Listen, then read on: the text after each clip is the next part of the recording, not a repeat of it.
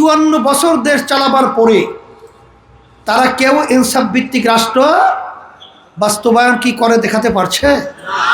আবার নতুনভাবে এই নিয়মের মাধ্যমে কি ইনসাফ ভিত্তিক রাষ্ট্র করবে? সম্পূর্ণ একটা ধোঁকা।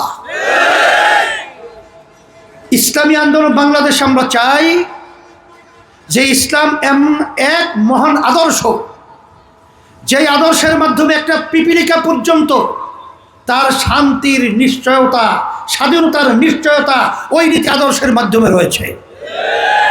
এমনকি একটা গোলামের স্বাধীনতা রয়েছে।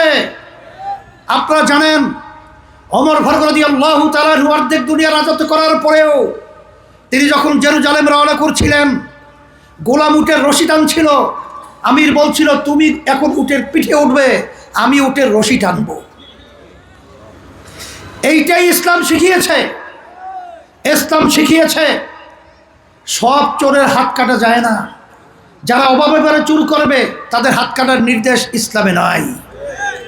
ইসলাম শিখিয়েছে যে কিভাবে মায়ের ইজ্জত দিতে হয়, কিভাবে বাপের ইজ্জত দিতে হয়, মুরব্বীদের ইজ্জত দিতে হয়, সম্মানিত ব্যক্তির ইজ্জত দিতে হয়। এরা ইসলাম শিখিয়েছে। কিন্তু বর্তমানে এই পরিচালিত নিয়ম আদর্শের মাধ্যমে আজকে সন্তানের কাছে মা লাঞ্ছিত হয়, আজকে মা অপমানিত হয়, আব্বা অপমানিত হয়, আমার মুরব্বী শ্রেণীর মানুষ, সম্মানিত মানুষগুলো অপমানিত হয়। কি কথা ঠিক বলছে না ভুল বলছে?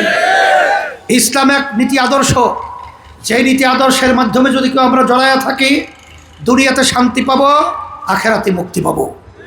যখন আমরা দেখলাম সমঝোতার মধ্যে তারা যখন নাকি নেতৃত্ব নিয়ে গেল জামাত, এবং তারা প্রচলিত নিয়মে তারা দেশ পরিচালনা করবে, যখন এটা আমরা বুঝতে পারলাম, তখন আমরা কঠিন এক সিদ্ধান্ত নিয়ে ইসলামকে বাংলার জমিন উঁচু করার জন্যে, মানবতাকে রক্ষার জন্যে, দেশকে সুন্দর করার জন্যে আমরা তখন ঘোষণা দিলাম, ইসলামী আন্দোলন বাংলাদেশ হাত পাখা প্রতীক নিয়ে ইসলামের পক্ষে একাই নির্বাচন করব, বাংলাদেশকে পরিবর্তন করব, সোনার দেশে পরিণত করব ইনশাআল্লাহ। আপনারা দেখেছেন আমাদের সামনে বলে একটা, আর গোপনে যাইয়া বৈঠক করে আমেরিকার দূতাবাসে। মুখে বলে একটা, আর যাইয়া গোপনে বৈঠক করে ভারতের সাথে। আমরা পরিষ্কার বলবো, বৈঠক হতেই পারে, গোপন কেন?